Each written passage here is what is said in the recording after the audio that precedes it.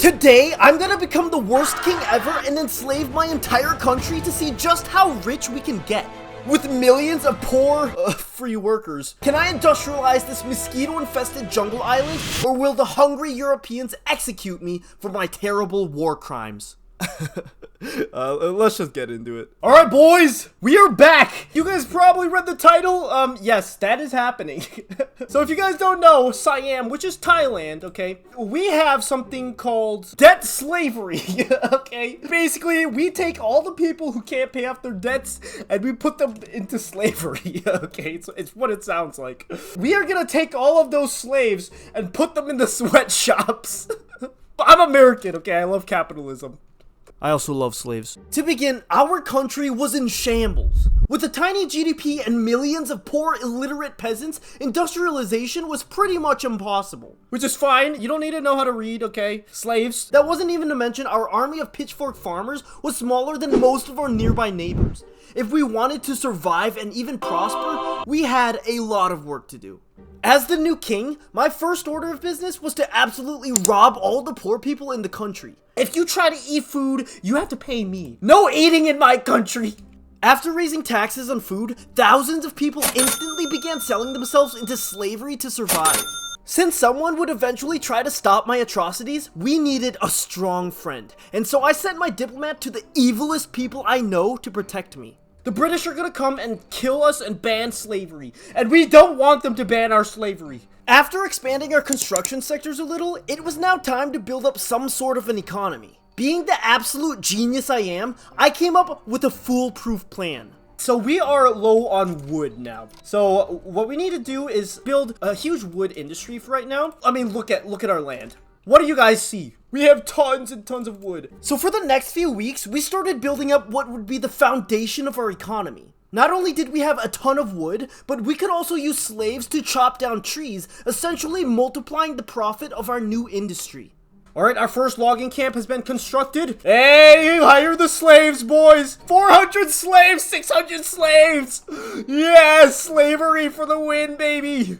Oh yes, the productivity is gonna be huge. But then, I received news that would change everything. British dignitary murdered. Out of nowhere, we had murdered one of the British diplomats. Despite our efforts to appease the monster, it seemed the British now had their sights on Asia, and no doubt would seek reparations. Having subjugated the Indian subcontinent to our west, it was only a matter of time before they were at our shores. We had to build our economy fast, or we would die. France, can we be friends now? I'm scared. Oh man, he's gonna come after me for sure. With death on our doorstep, I forced our poor slaves to work double time. With the fury of our ancestors, we continued to develop the capital, building several more logging camps over the next few weeks. In no time, thanks to our growing slave class, our capitalists were rich enough to open up the first privately owned business in all of Siam. Guys, we are no longer isolated. Oh, we can actually trade stuff. Oh, beautiful. I'm actually gonna start exporting my wood because we have so much of it. Look at how much the Vietnamese want it. They want my wood. Guys, we have 63% slaves in our country. More than half of our country are slaves. That's fine. We're fine. With our first land trade route underway, I began building the very first port of our country, which in the future would potentially trade countless of goods overseas. For the next year, our slave count exploded into the stratosphere, as nearly 75% of our country had now sold themselves and their families into slavery. Oh my gosh. Okay, the reason why this is happening, in normal Victoria 3, it's usually capped at like 20%, but I got a mod that removes the cap or raises it to 95%. So we might see it go to 95%. With millions of slaves, not only would our logging camps and farms be money printers, but once we built our sweatshops, Jeff Bezos would be homeless compared to our wealth. But you see, there was one big problem. Because the stinky old landowners essentially had infinite free labor, they were making boatloads of money and basically running the country. Any liberal reforms that could help our country grow would instantly be shut down. As long as we had slavery, modernizing our country would be nearly impossible. But I had a genius idea. So, the Chinese haven't actually banned opium. We can grow opium over here. You see, the hundreds of millions of poor Chinese peasants were absolute drug addicts. While the British had a monopoly on the opium smuggled into China, if we could get into the business, not only could we make billions of dollars, but our slave labor would allow us to sell drugs at much cheaper rates. This video is definitely demonetized, so please subscribe. Let's just start growing some drugs, guys. Yeah, this port that we just built is gonna come in handy, boys. Let's start selling our opium, shall we? Oh, the Chinese already want 67 opium. Yes, buy my drugs. For the next few years, we built several opium plantations across the capital, and one by one they filled up with thousands of cheap slaves. 80% of our country. With our new drug money, our rich capitalist slave owners invested in a tooling workshop, allowing us to upgrade our logging camps from Minecraft axes to actual saws. As our production rocketed through the roof, we continued to modernize our trade port to sell our growing opium supply to the Chinese, and in no time, our GDP doubled with no sign of slowing down. I'm gonna go after Shan states, okay? For Siamese army, I don't think so. Let's go, boys. After subjugating the tiny tribe of... What is this? Hawatha Daddy. We began to modernize our construction from simple wooden huts to using iron supplied by our biggest trade partner, Papa Ching themselves. Yeah, we are selling so much opium to the Chinese. Alright, what do you guys think makes up my GDP? Okay, it's opium by far. Who would have thought it was the drugs, huh? We were on a meteoric rise, and nothing could stop us. Well, almost nothing. You see, to our east was Dainam, our greatest rival. With a population and army absolutely dwarfing us, if they attacked, we would surely die. While our massive slave economy had propelled our GDP higher than theirs in recent years, it was only a matter of time before they invaded. If we wanted to survive, we had to strike first. What I am gonna do is I'm gonna import some guns now. We're importing some British guns. We're gonna have the boom boom sticks. If we look at Vietnam, they have no boom boom sticks. With our entire existence in jeopardy, the plan was to demand investment rights in all of Vietnam. If this worked, our rich slave owners would expand their influence further into Southeast Asia. But if any of the great powers intervened, our nation would crumble into dust. Wait, they accepted it.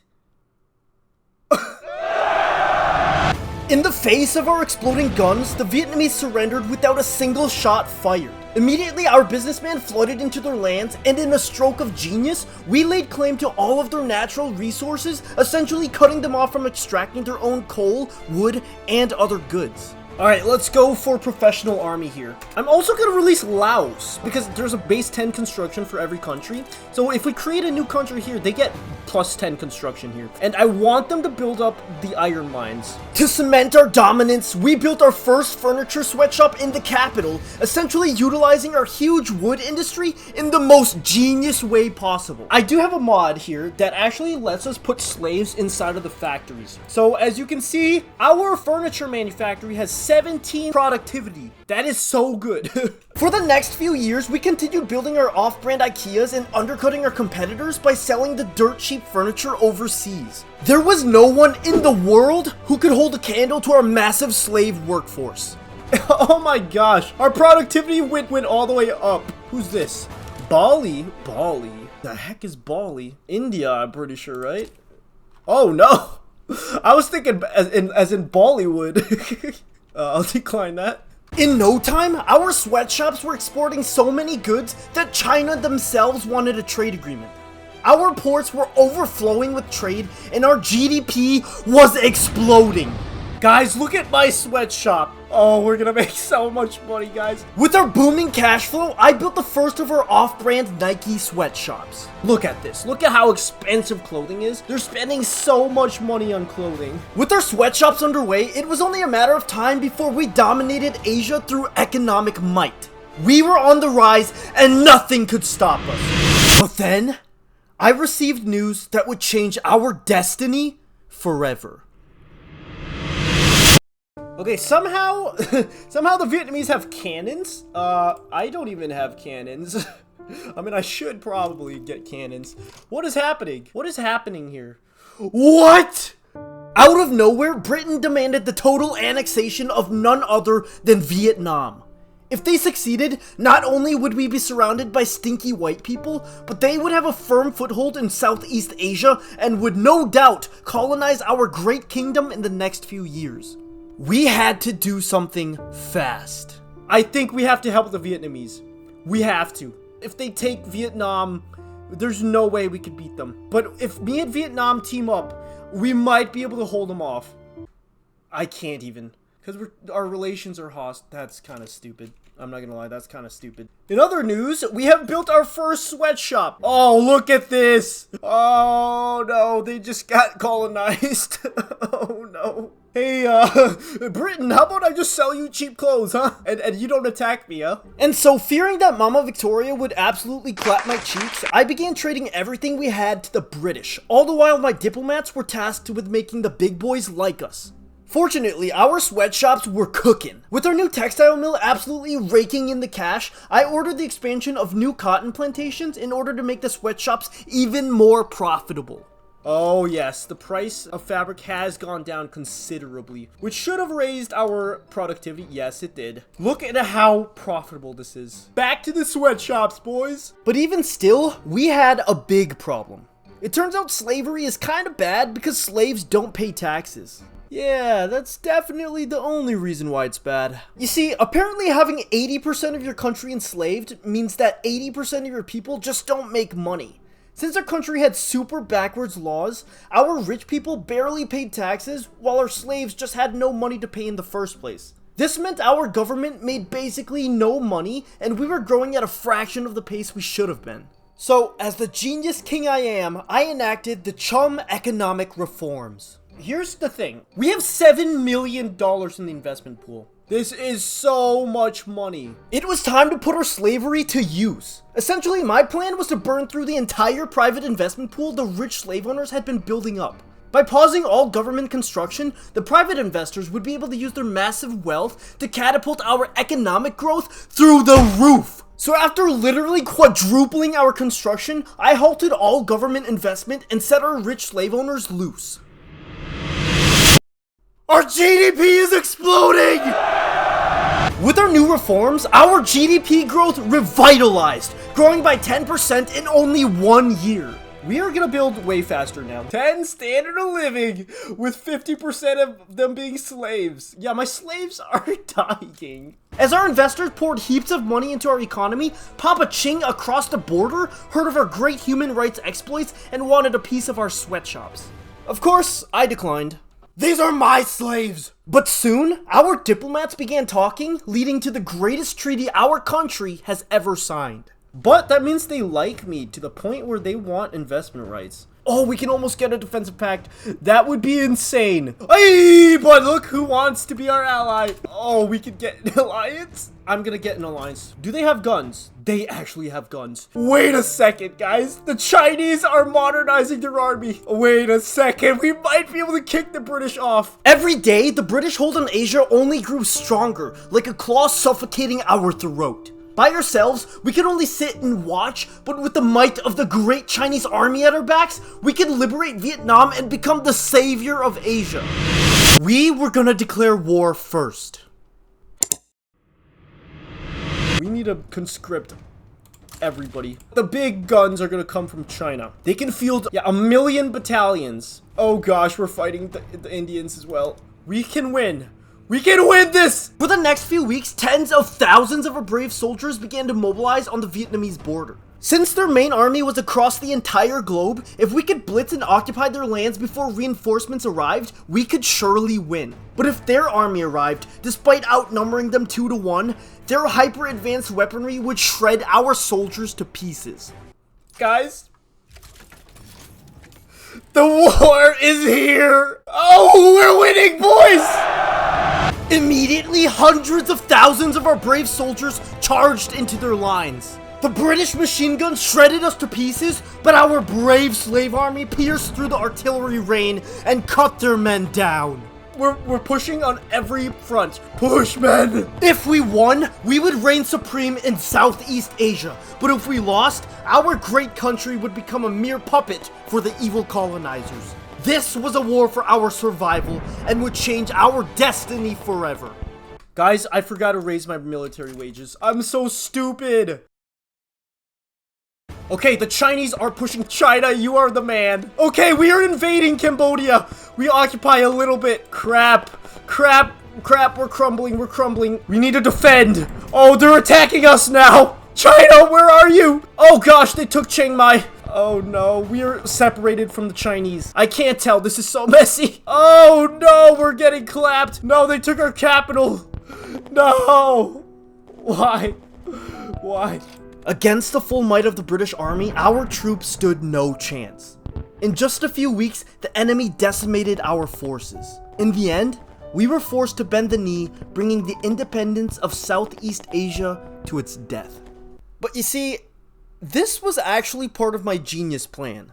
As a subject in the British market, we now had access to their hundreds of millions of people who needed cheap clothing and furniture. With British cargo ships transporting our goods for us, we would leech off this prime opportunity to catapult our economy to heights never seen before. But there was an even bigger reason. Ah, exactly. Great Qing wants to support our independence. Thank you very much. What about France? Yes, France does. And this is why this was actually a really good thing. Now that the world knew the British were absolute warmongers, the two greatest countries in the world promised to help me against their tyranny.